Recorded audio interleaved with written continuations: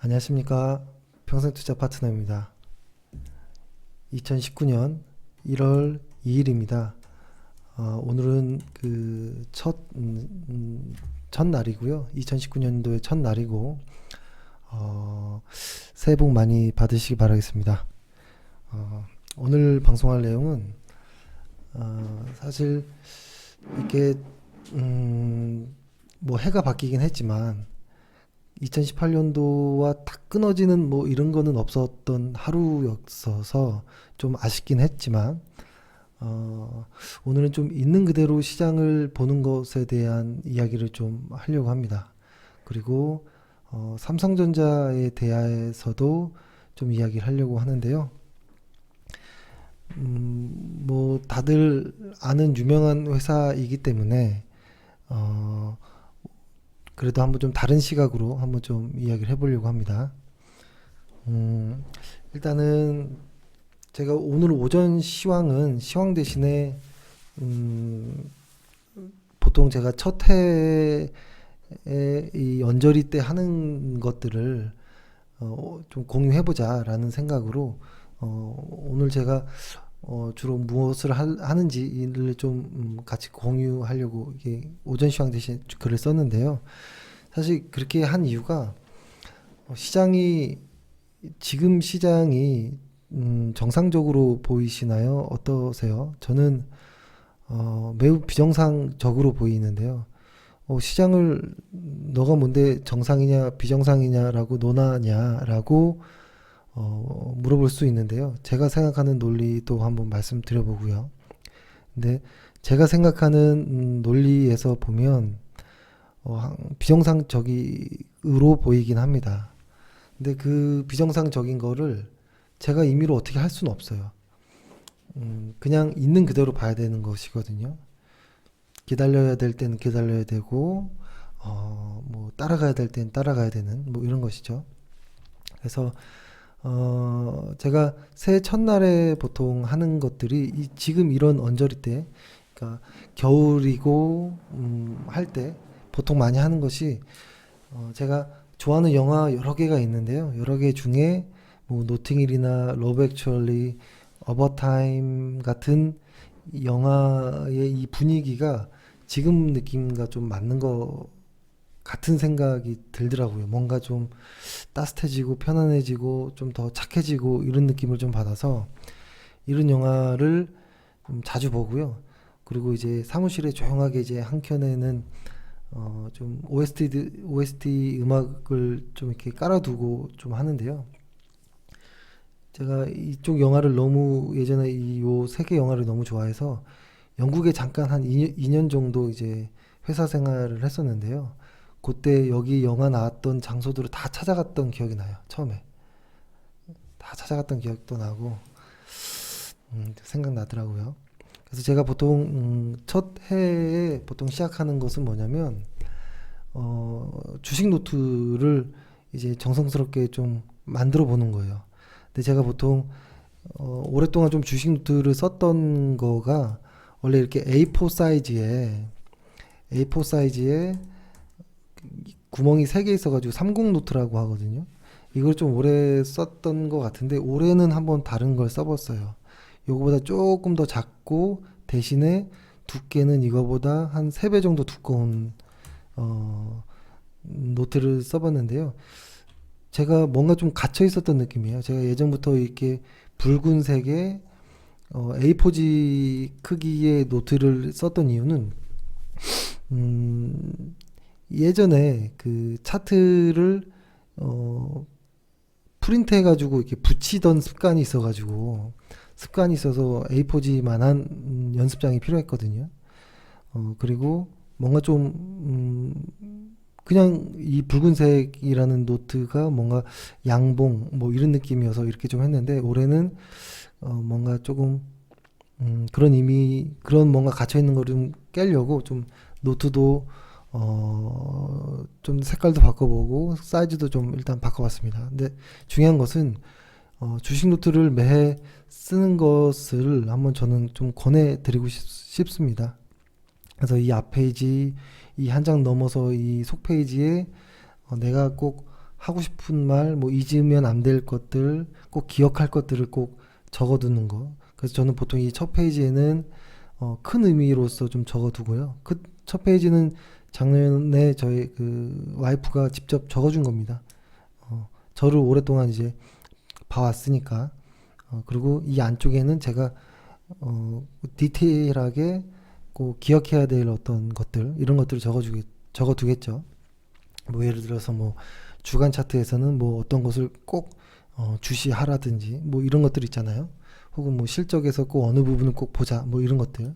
그리고 그런 것들을 이제 마음을 좀 이제 가다듬고 이제 시작을 하는 것이죠. 그리고 나서 또 하는 것 중에 하나가 내가 알고 있는 책 중에서 읽었던 내용 책들이겠죠. 책들 중에서 가장 최고라고 생각하는 책을 첫 시작으로 해서 읽습니다. 근데 사실 주식책의 양이 많지 않아요. 주식책의 양이 가장 많은 것은 쪽은 영어로 되어 있는 쪽이 가장 많고, 그 다음에 일본어로 쓰여진 쪽이 주식책이 그 다음 많거든요. 이쪽을 빼면 이쪽이랑 우리랑 이제 비교하면 너무 그 주식책이 너무 작아요. 양이 없어요. 그리고 제가 생각하는 기준에서 그렇게 좋다라고 누군가에게 추천하고 싶을 정도의 책도 많지 않아요. 그래서 조금 힘들긴 하지만 이번 연도의 목표는 기술적 분석 말고 기본적 분석에 관한 책을 한 100권 정도 읽는 것이 일단 목표입니다. 이렇게 되려면 보통 하루에 한 150쪽 정도를 읽으면 되고요. 그럼 일주일에 한 2권 정도 읽으면 될 것이고, 이게 쉽지 않은 양이긴 한데요. 이게 계속 새로운 신간이 나오지 않기 때문에 읽었던 책을 또 읽어요. 그러다 보면 뭐 금방 읽어버리는 책도 있을 수 있고, 뭐 일주일씩 끌면서 읽는 책도 나오기도 하겠죠. 그래서 한 100권 정도를 잡았고, 그렇습니다. 근데 올해 저가 처음으로 시작할 책은 윌리엄 오닐 책인데요. 이렇게 생긴 책이죠. 이렇게 생긴 책인데, 저는 이 책은 저는 꼭 저에게 주식을 누군가 물어보면 꼭 소개하거나 추천하는 책 중에 하나예요. 이게 지금 그 에디션 4까지 나왔는데 이게 이렇게 번역된 것이죠. 근데 저는 이렇게 둘 다 보는데 뭔가 좀 이렇게 의심스러워서 이렇게 보는 거예요. 혹시 원서에 나온 거가 번역된 것 중에 뭐가 안 나온 내용이 혹시라도 있을까? 그런 거죠. 너무 좋은 책을 발견했는데 뭔가 좀 이렇게 아쉽고 뭐 이런 거 있잖아요. 그럴 때, 그리고 여기 책이 흑백으로 되어 있어서 그래도 칼라로 되어 있는 책을 왜냐면 차트에서 보면 양봉 음봉의 색깔이 달라져 있으니까요. 그래서 칼라로 되어 있는 것도 확인하고, 혹시 내용이 뭐 이렇게 누락되거나 이런 것들도 있거나 뭐 이럴 때가 있거든요, 가끔. 그래서 그런 것들을 좀 확인하는 차원에서 정말 이 책은 너무 좋은 책이야 라고 하면 꼭 원서를 같이 보거든요. 그래서 올해는 이 책으로 시작을 하고요. 그렇네요. 이 책을 시작을 하고, 저는 매우 굉장한 책이라고 생각을 합니다. 이 사람은 뭐라고 할까요? 뭐 제시 리버머라든지 니콜라스 다비스라든지 이쪽을 게 어떤 방향으로 그쪽 계통에, 그러니까 추세 추종하는 이쪽인데, 이 사람은 실적까지도 포함하는 것이죠. 실적과 차트를 같이 보는, 그리고 시장을 아주 중요하게 생각하는, 그리고 흔히 이 사람은 PER 따위는 버려라 라고 하는 정도의 이야기를 하는 사람입니다. 근데 제가 올해는 저희 그 카페에 100권 정도를 한번 조금 추천을 할까라는 생각을 좀 합니다. 근데 이게 너무 고통일 것 같아요. 이게 누군가에게 무언가를 추천한다는 게 상당히 조심스럽거든요. 근데 윌리엄 오닐 같은 책 정도면 누구나에게 추천해도 욕은 먹지 않을 것 같아요.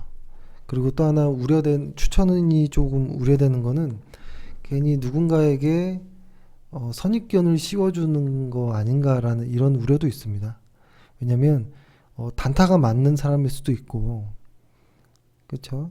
그리고 아니면 가치 투자가 맞는 사람일 수도 있는데 뭔가 뭐 니콜라스 다비스 책을 권한다든지 뭐 일목균형표 책을 이야기한다라면 이상해질 수도 있거든요. 그래서 제가 추천하는 책들은 뭐 관심 있으신 보시고 참고가 되면 내 것으로 흡수하시고 아니면 버리시고 뭐 이러면 될 거라는 생각을 하고요.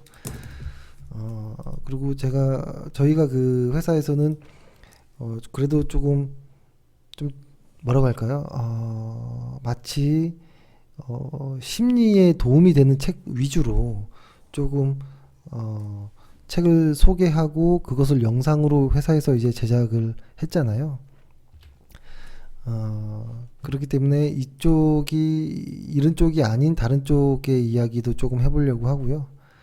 합니다. 그래서 한번 이게 책이 내용이 100권이 나올지가 좀 걱정됩니다. 100권이라는 좋은 책을 찾을 수 있을까? 과연 이걸 추천하고 욕먹지 않을 수 있을까? 뭐 이런 걱정이 들긴 하는데요.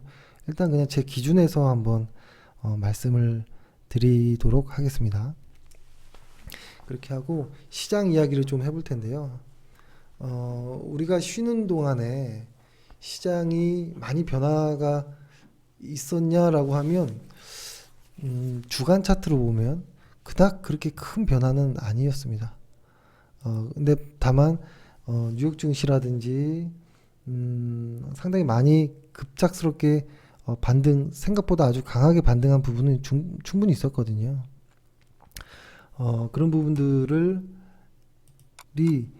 이상할 정도로 생각될 정도로 매우 강한 반등이어서 이 정도 반등이면 아주 어렵게라도 조금 더 그러니까 이런 것이죠. 하락 중에 있는 반등이라 하더라도 이렇게 큰 시세가 하락 중에 있는데 이 안에서 작은 이런 파동들이 이렇게 나올 수도 있잖아요. 혹시 이런 작은 파동이라 할지라도 생각보다 강하다라는 이런 좀 생각은 했습니다. 그래서 조금 매우 좀 관심 있게 보고 있고요. 일단 시장을 있는 그대로 한번 우리 시장을 봐볼게요. 우리 시장을 보면 제가 코스피 대신에 코덱스 레버리지를 한번 일단 볼게요. 코덱스 레버리지 주간 차트로 일단 보면 제가 레버리지를 좀 보는 이유는 조금 더 심리가 반영되어 보이기 때문에 좀 보려고 합니다. 저희가 보통 시장이 2016년도 요 언저리 때 확 돌아 나갔던 기억이 있거든요. 시장은. 근데 이게 지수에서 보면 조금 안 보였 듯한 느낌이 있는데 이게 레버리지로 보면 조금 더 선명하게 보였던 부분도 있습니다. 근데 그 부분은 이제 거래량으로서 이렇게 조금 뭐라고 할까요? 약간의 어떤 변곡점을 조금 더 디테일하게 볼 수 있었다라는 좀 생각도 하긴 하는데 근데 이것이 뭐 계속 맞으리란 법은 없어요. 왜냐면 시장의 심리, 거래량이라는 것이 꼭 그렇더라라고 이야기는 할 수는 없거든요. 그래서 일단 지금의 시장은 이런 겁니다. 시장은 일단은 아주 기초적으로 들어가 보면 상승할 때는 이렇게 상승합니다. 보통 이렇게 상승을 하죠. 보통 저점들을 높여가면서 고점들도 높여가는 이런 모습을 상승이라고 하죠. 근데 이렇게도 갈 수 있겠죠. 이렇게 가는 거는 뭔가요? 저점을 높이다가 또 깨고 높이는 듯 또 깨고 이런 거는 그냥 횡보라고 보면 되죠. 횡보. 그러면은 하락하는 거는 제가 너무 많이 말씀드려서 다 아실 내용이겠죠. 저점들이 계속 낮아지는 것들을 하락하는 모습이라고 하겠죠. 그럼 우리 시장 예전 과거로 돌아가 보면 어떤가요? 저점들을 계속 꾸역꾸역 계속 높여갔죠, 이렇게. 근데 여기에서 저점이 한번 낮아지죠. 그리고 다시 한번 저점이 또 낮아지고 또 저점이 낮아진 상태예요. 여기까지 온 거예요, 현재. 그랬을 때 여기에서 이렇게 내려온 저점에서, 그렇죠? 이렇게 내려온 저점에서 현재 이 정도까지 왔는데요. 이 저점을 깨지 않고 만약에 반등이 시작된다면 단기적이든 뭐든 일단 따라가 봐야 된다라는 생각을 합니다. 그것을 이제 지수로 좀 안전한 위치에서 이야기를 하자면 코스피 2100포인트가 될 것이라는 생각이 드는데요. 아직 오늘 코스피가 2010포인트죠. 2010포인트. 그러니까 아직 안전한 구간은 아닌 거죠. 충분히 안전하진 않은 거예요. 그래서 지금은 신규 매수하는 분들은 굳이 신규 매수할 필요는 없다라고 봅니다. 조금 더 시장을 보는 것이 좋다라는 생각을 하고요. 그렇습니다. 삼성전자를 저희가 지난주 마지막 금요일날 아주 소심하게 비중 3% 정도를 일단 매수해봤어요. 삼성전자를. 근데 조금 의아해하실 수도 있을 것 같아요. 그러니까 이게 뭐 이런 의미입니다. 뭐냐면 여러 가지 이야기를 어떻게 해볼까라고 생각하다가 이런 것이죠. 일단 윌리엄 오닐이라든지 이렇게 추세 추종을 저는 조금 더 마음에 두고 있는데요. 그러한 사람들에게는 이렇게 역배열이 되어 있는 구간들은 매우 싫은 구간이고요. 이렇게 시원하게 정배열되어 있는 구간을 항상 찾고 다시 이런 역배열에 시작하는 이런 구간은 아주 싫어하는 구간입니다. 근데 지금 삼성전자 같은 경우에는 완전히 역배열의 어떤 뭐 극에 달할 정도의 어떤 위치인데 왜 매수를 했지라는 이런 생각도 하실 수 있는데요. 코스피를 보면 현재 이 자리가 레버리지인데 코스피로 그냥 생각을 해보세요. 한 2000포인트 정도 되는데요. 여기서 한 이 언저리가 한 1800포인트 정도 될 거예요. 코스피로.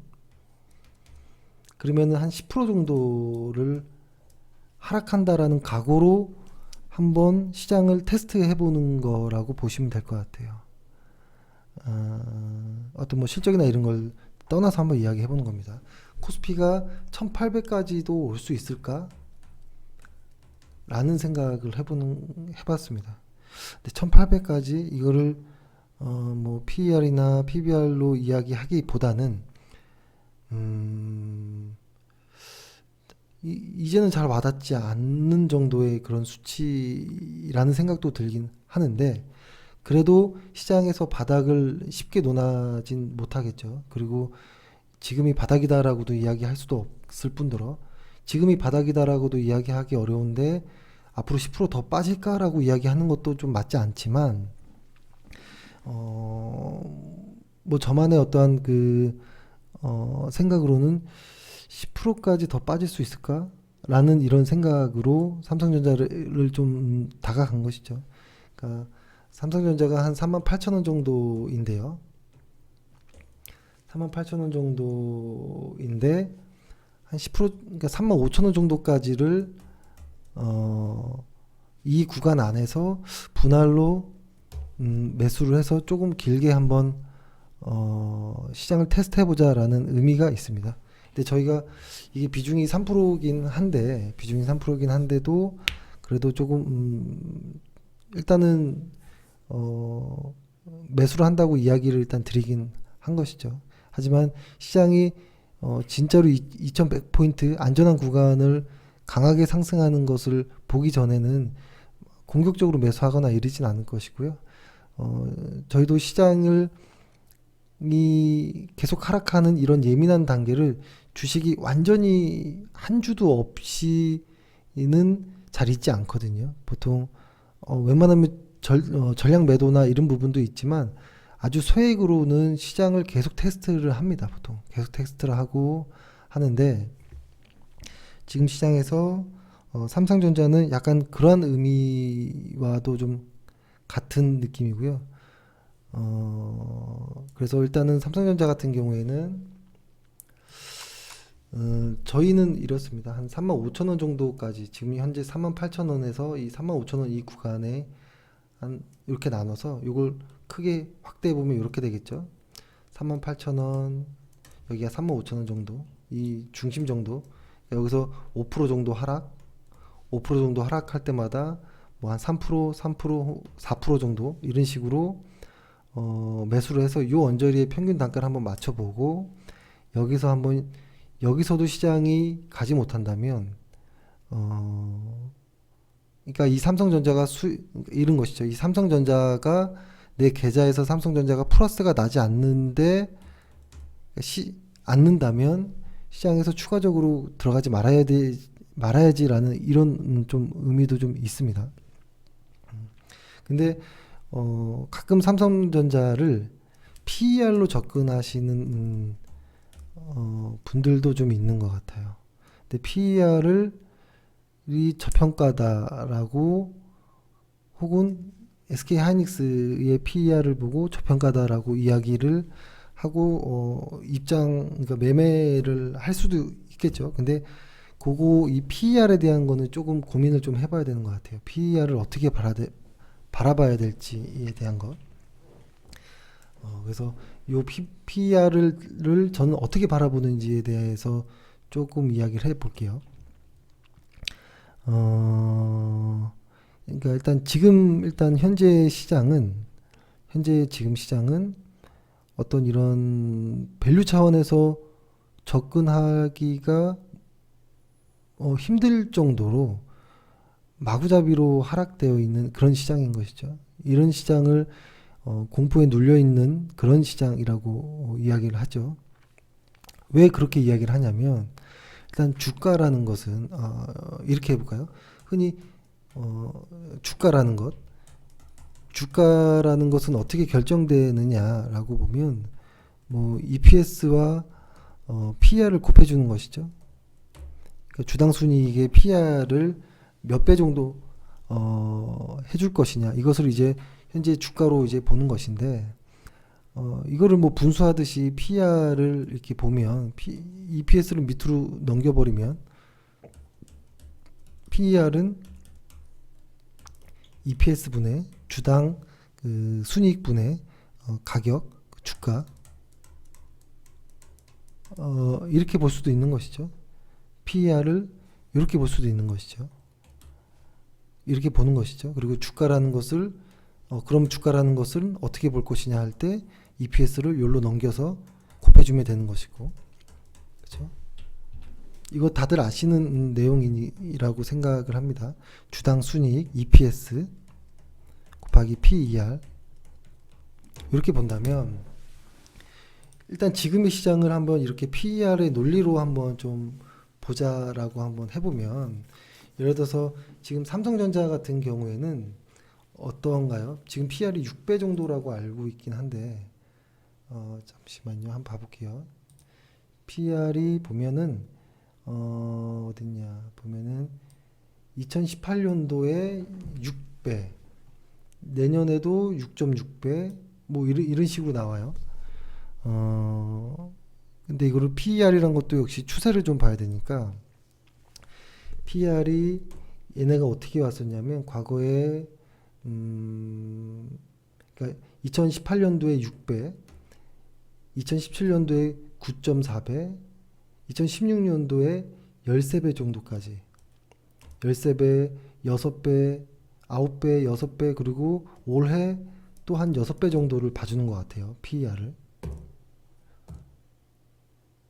왜 PER이 이렇게 줄어들었을까? 이것을 그냥 단순 저평가됐다라고만 이야기할 수 있는 것인가? 그렇죠? 이거를 어떻게 보는지에 대해서는 뭐 다양한 의견이 있을 수 있습니다. 근데 이렇게 보는 거예요. 지금 삼성전자가 EPS가 EPS가 예를 들어서 EPS가 줄어드는 부분은 있죠. 그러니까 삼성전자로 표현하지 말고 뭐 예를 들어서 뭘로 해볼까요? 뭐 반도체 쪽에 많이 빠지는 종목들이 최근에 보면 하나머티리얼즈도 볼까요? 이 하나머티리얼즈도 한번 볼게요. 보면은 이렇게 한번 봐볼게요. 하나머티리얼즈를 보면 PER을 한번 볼게요. PER, PER과 EPS 이것을 곱해준 게 주가라고 흔히들 이야기를 하는 것이죠. 근데 이 회사를 보면은 주가라는 것은 볼게요.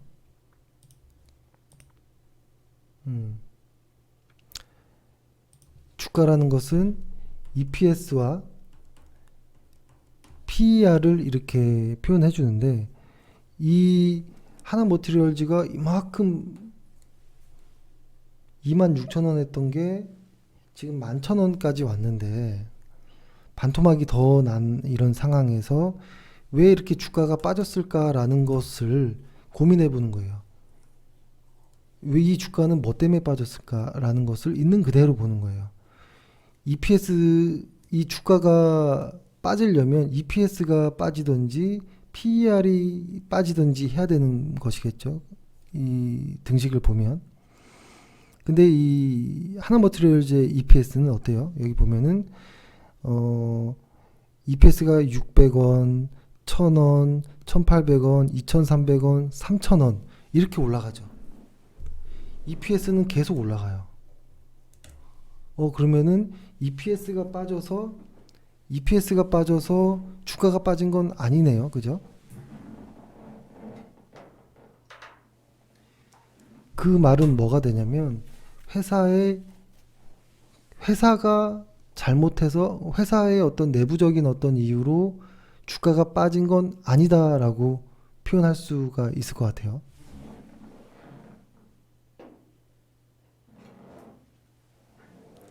그렇죠? 그러면은 PER을 볼까요? PER을 보면 16배였던 PER이 6배, 5배, 3배까지 간다? 라는 것. PER이 뭐 PER의 배수를 떠나서 PER이 떨어졌기 때문에 주가가 떨어졌다라고 볼 수가 있겠죠. 이게 논리적으로 맞나요? 그렇죠. 맞는 말이죠. 그냥 단순한 산수니까요. 여기서 흔히 PER이라고 하면 이렇게 시장은 이야기하죠. 시장에서 시장 참여자들이 이 주식에 부여하는 이 배수잖아요. 그렇죠? 지금 현재 EPS 이익에 몇 배를 주느냐라는 그 공감대라고 보는 거예요. 그렇죠?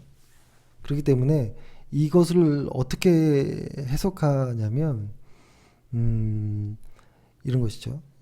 좀 정리를 해보면 PER이 어디 있어? 여기 있네요.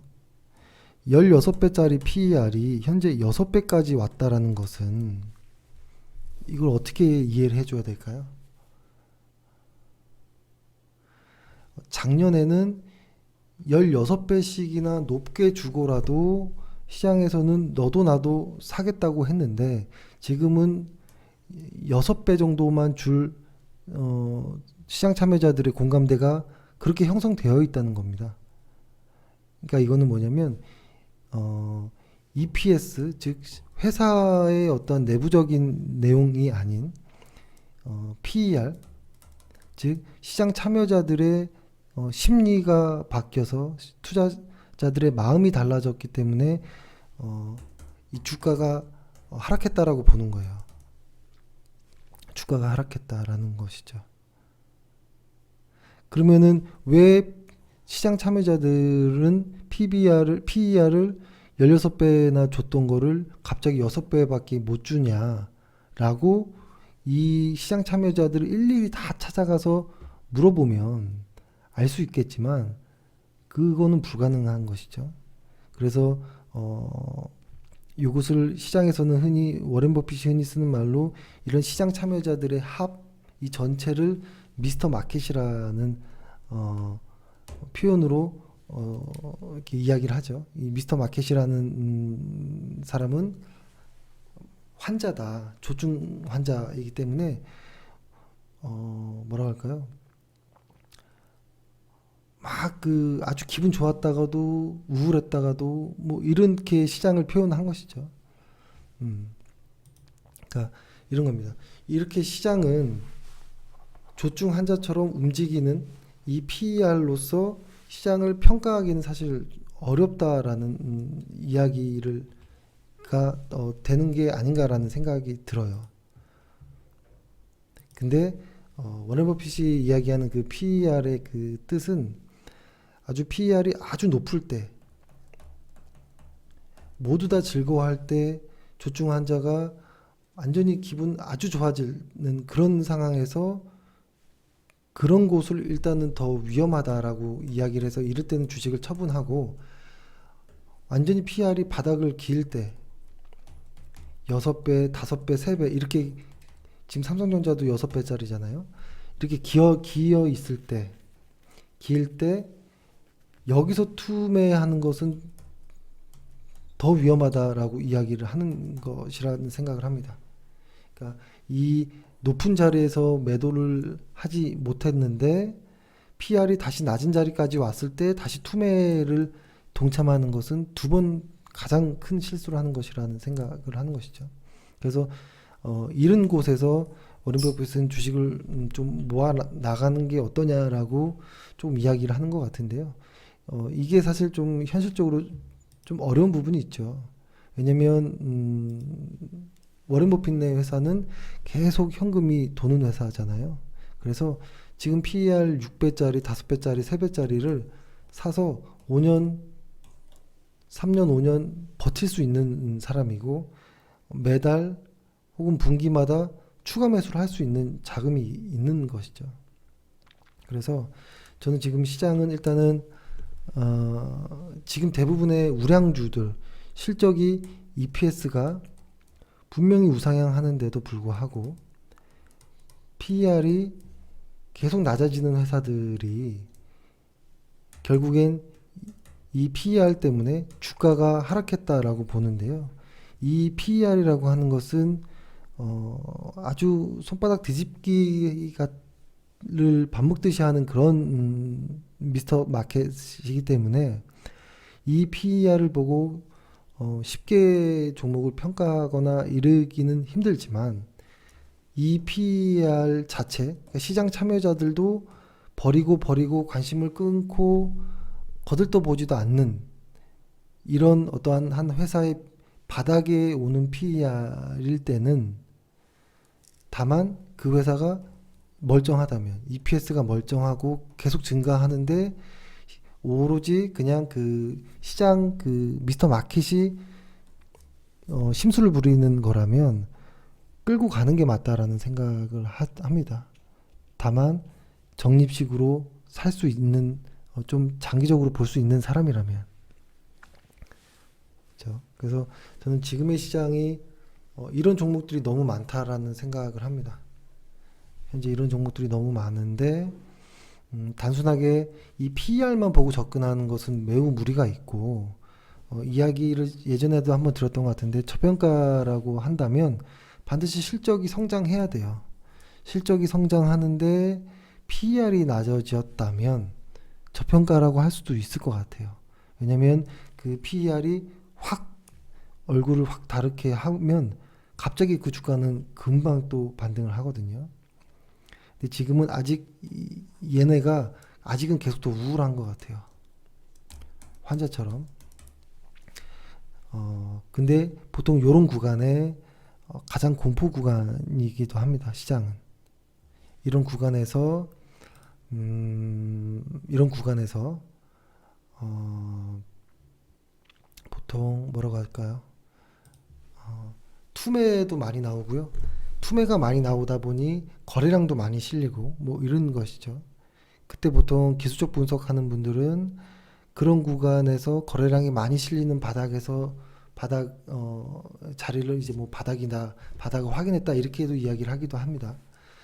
그래서 사실은 이게 큰 그림으로 보면 이것을 흔히 뭐 여기 나와 있는 어떤 이 영어들 있잖아요. ROE가 수치가 몇이다, EPS가 몇이다, PR이 몇이다 이렇게 주가와 별개로 따로 보는 것이 아니고 주가라는 것과 회사 내부적인 것과 곱하기 시장 참여자들이 생각하는 것, 이 두 가지를 다 같이 봐야 된다고 생각합니다. 그러니까 이 실적이라는 부분에 대한 것은 이 재무제표를 보는 것일 거고, 이 시장 참여자들이 몇 배를 주느냐라는 것은 차트로서 조금 힌트를 얻을 수 있지 않을까, 뭐 이런 것이죠.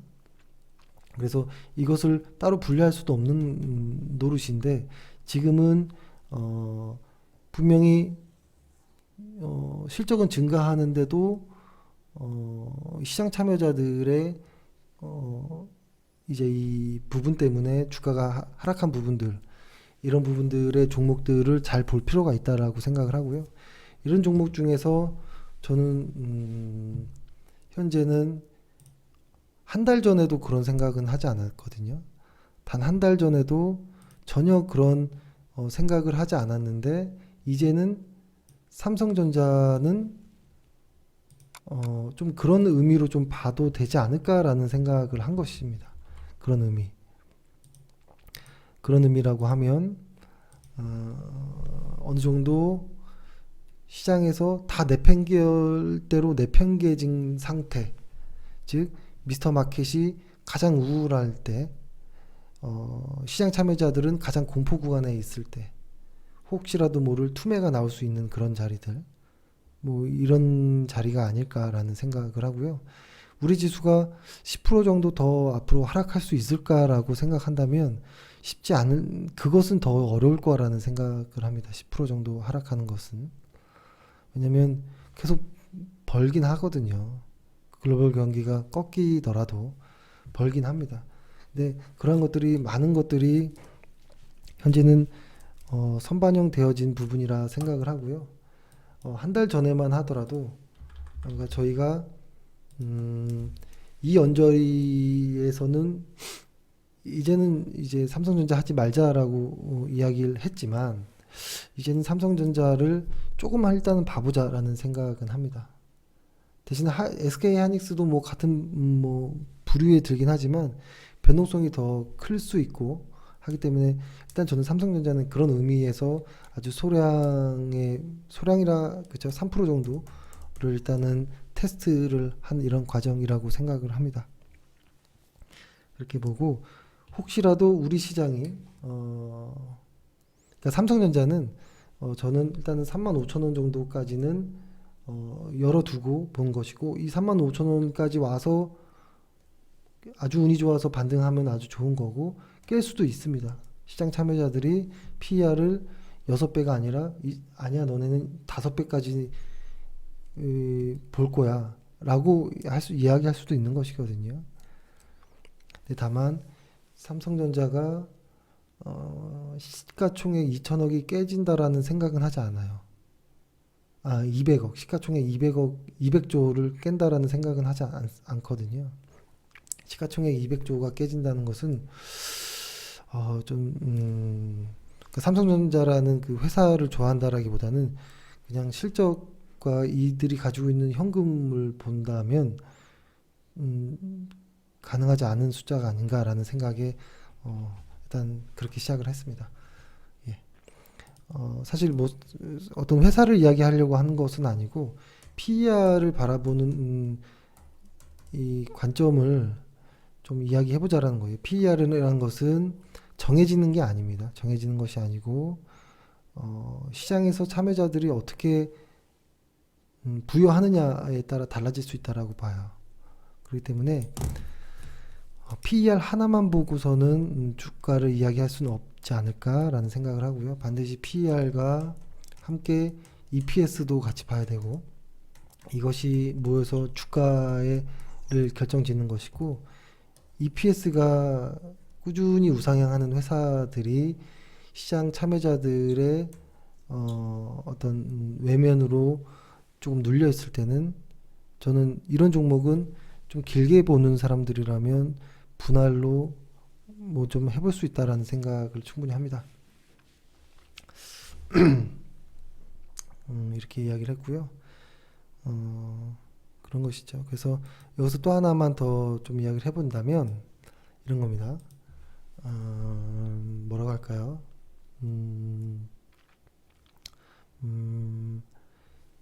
아까 워렌 버핏 이야기를 했었죠. PER 6배짜리를 과감하게 살 수 있을까? 내 자신이. EPS가 과감하게 상승하는 이런 회사라 할지라도 PER 6배짜리, 이게 내년에도 6배가 또 될 수도 있거든요. 뭐 배당을 빼고 그냥 6배. 또 내후년에도 6배까지 이렇게 가면 어떡하지? EPS는 증가하는데. 만약에 워렌 버핏이었으면 EPS가 증가하는 게 확실하다면 PER이 바닥일 때는 들어갈 수 있을 거라는 생각을 하는데요. 이러려면 개인 투자자의 입장에서 본다면 종목의 배분을 몰빵을 하면 좀 힘들다라고 봐요. 최소 10종목 이상에서 뭐 20종목 요 사이로 한 종목에 5%에서 한 10% 정도의 비율로 매수를 하는 것이 어떤가라는 생각을 하고요. 전체 다 사자라는 것도 아닙니다. 뭐 좋은 종목이 있을 때 사는 것이겠죠. 그래서 억지로 꼭 주식 비율을 100%다 소진할 거야라고 생각하는 것도 아니고, 다만 한 종목당 비중을 너무 높이는 것은 실수를 내 자신이 실수하지 않을 거야라고 단정하는 거나 마찬가지거든요. 근데 그런 사람들이 주식시장에서 오래 살아남지 못했거든요. 그런 사람들이라고 하면 자만하는 사람들이라고 보여집니다. 그렇기 때문에 내 자신이 시장에서 자만하지 않다라고, 내 자신이 시장에서 자만하지 않고 겸손하고 시장을 이길 수 없다라는 것으로 좀 이렇게 좀 너무 작게는 아니지만 좀 겸손함을 유지한다라는 증거로 주식 비중을 보면 알 수 있지 않을까라는 생각을 합니다. 그래서 주식 비중이 한 종목에 20%, 30% 혹은 50% 이렇게 간다라는 것은 이것은 리스크를 조절하지 못하는 그 선을 넘어간 것입니다. 이런 말은 하기 그렇지만 투자와 투기를 만약에 나눈다면 리스크를 관리할 수 있느냐 없느냐의 시작인 것 같아요. 리스크를 관리할 수 있으면 그때부터 투자로서 무언가를 접근해 볼 수가 있겠지만, 리스크가 전혀 관리가 안 되는 것은 그냥 투기, 도박 뭐 이런 것이죠. 그래서 그 리스크를 관리하는 첫 번째가 의식적으로 종목 수를 늘려는 겁니다. 하지만 20종목 너무 넘게 가버리는 것은 어차피 시장과 너무 같아지기 때문에 최적의 어떤 포트폴리오의 종목 개수는 한 20종목 정도라고 이야기를 하지만 아마 개인 투자자가 이렇게 많이는 쉽지 않을 것이고요. 다만 열에서 한 20종목 정도면 시장 리스크를 조금 해지하면서도 너무 시장처럼 너무 퍼지지는 않을 수 있고 관리할 수 있는 이런 한계 정도가 되지 않을까라는 생각을 합니다. 이러한 일단 분배를 한 상태에서 PER도 이야기를 할 수 있는 것이고 EPS도 얘기할 수 있는 것입니다. EPS와 PER은 따로 보는 것도 아니고 같이 보는 것이고 차트도 한 몸인 것이고 그래서 이렇게 보고 지금 시장은 확실히 정상은 아닌 거라고 봅니다. 지금 시장은 확실히 정상은 아니라고 봐요. 왜냐면 아까 얘기했던 주가라는 것이 어떤 EPS와 PER의 조합이라고 한다면 현재 PER이 그렇게 많이 떨어지진 않았어요. PER은 좀 많이 빠지긴 했지만 EPS까지 또 그렇게 많이 떨어진 건 아니거든요. 상장사들의 EPS 전체를 봤을 때 그러니까 이것은 확실히 시장 참여자들의 현재 과매도 구간이다라는 생각을 합니다. 시장 참여자들의 과매도 구간. 이 구간은 끝을 이야기하기가 쉽지 않은 단계입니다. 과매도 구간은 급락, 아주 심한 변동 이런 것들이 충분히 나올 수 있는 자리이기 때문에 이런 자리는 피하는 게 상책입니다. 그래서 기회도 올 수 있지만 섣불리 잘못 들어가면 계좌가 금방 휘청거릴 수 있거든요. 그렇기 때문에 내가 시장을 보는 관점에서 이 종목 정도는 시장을 관찰하고 시장을 같이 느낄 수 있을 만한 어떤 종목의 소량으로 한번 트레이딩 관점으로 한번 테스트는 해볼 수 있다라고 생각하는데요. 본격적인 자리는 코스피 2100포인트를 넘는 구간으로 설정하시는 게 좋을 것 같습니다. 근데 이건 역시도 저점을 깨고 내려가면 새롭게 잡히겠죠. 지금은 여기까지 왔는데 이 저점을 깨지 않고 있기 때문에 코스피 2100포인트가 유용한 것이지 이 저점을 또 깨고 내려가면 이것은 무효가 되고 새로운 어떤 지수 영역이 또 나올 것이겠죠. 그렇습니다. 시장은 매일매일 움직일 것이고 한다라고 생각합니다. 그래서 오늘은 큰 의미로 이렇게 좀 이야기를 했고 오늘이 2019년도의 첫 해잖아요. 첫 해인데 저는 그냥 제 기준에서 말씀드리는 겁니다. 시장이 9시부터 열려서 쭉 3시 30분까지 이렇게 한다라고 하면 여기 안에서 만약에 하루 종일 주식을 하는 사람이라고 한다면 저는 아주 적어도 절반 정도는 어떤 기업의 어떤 실적과 혹은 뭐 주식 책을 읽는 데 시간을 보내는 것이 맞다라고 보고요. 절반 정도는 뭐 차트를 보거나 뭐 뉴스를 보거나 뭐 그럴 수 있다라고 봐요. 근데 전업 투자자 하시는 분들의 꽤 많은 분들이 대부분의 꽤 많은 시간을 차트에다가만 올인하는 경우가 있는데요. 이것은 흔히 말해서 한쪽만 보는 거라고 봐요. 심리만 또 보는 것만으로 뭐 좀 부족할 수도 있거든요. 그래서 최대한 차트 보는 시간은 좀 줄이고 회사의 내용이라든지 이런 부분을 좀 더 보는 게 어떨까라는 생각을 하고요. 지금 시장은 딱 그렇게 하기에 좋은 시장입니다. 시장이 이런 공포 과매도 구간에서 주식을 할 이유가 거의 없거든요. 지금은 주식을 할 이유가 많지 않거든요. 근데 다만 뉴욕 증시가 쭉 빠지다가 세게 한번 올라왔는데요.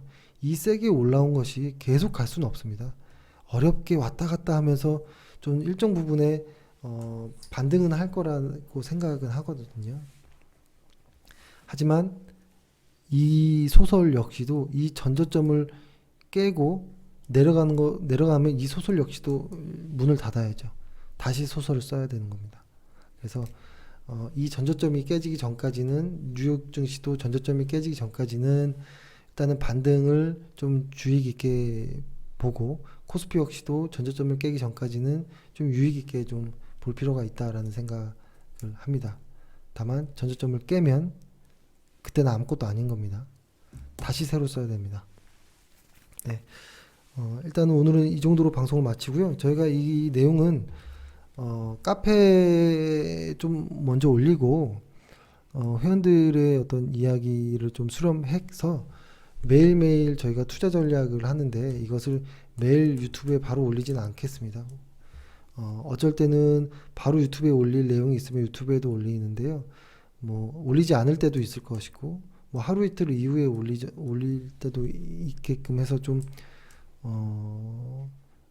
이렇게 매일매일 이렇게 회원분들이 이야기하시는 것을 좀 하도록 하겠습니다. 네. 이렇게 하고 카페에도 글을 좀 줄이고 꼭 필요한 내용들만 좀 담도록 노력하겠습니다. 예.